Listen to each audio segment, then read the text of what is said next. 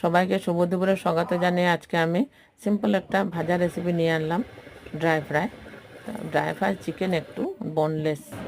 আলুটাকে আমি ছোটো ছোটো করে কাটলাম, চিকেনটাকে ছোটো করে কেটে আমি রান্নার জন্য রেডি করে নিলাম। তো আমি আদা শুকনো লঙ্কা দিলাম, আদা শুকনো লঙ্কা পাঁচটা দিলে স্মেলটা ভালো হয়।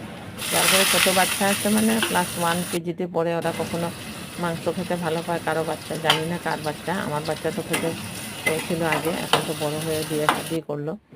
তো এইভাবে ভাজলাম, দুইটাই দিলাম শুকনো লঙ্কা, 3-4টাও দিতে পারেন, নাও দিতে পারেন, স্কিপ করতে পারেন। আদা দিয়ে মশলা দেবো না, এভাবে আমি রিফাইন তেলের মধ্যে ভাজতে থাকলাম। তো নুন দিলাম, নুন দিয়ে একটু যখন ব্রাউন ব্রাউন হয়ে যাবে তার উপরে আমি মাংসটা দেবো।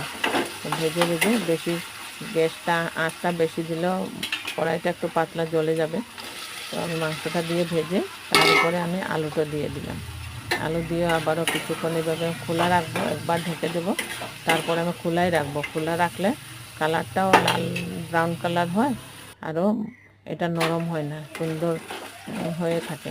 তো এইভাবে আমি ভাজা বানিয়ে নিলাম। তো আপনারা এইভাবে ভাজা যদি বানাতে চান তো আমার রেসিপিটা দেখে আপনারা একবার ট্রাই করতে দেখতে পারবেন কীভাবে আমি ভাজিটা বানালাম।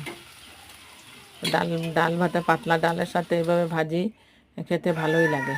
আমাদের ঘরে তো এইভাবে আমার বাচ্চাগুলো সবসময় এইভাবে খায়, আমরাও খাই, বড় যারা আমরাও খাই, খেতে বহুত টেস্টি লাগে ডাল ভাতের সাথে। আপনারা একবার এইভাবে ট্রাই করে দেখে আমাকে কমেন্ট সেকশনে জানাবেন। Thank you.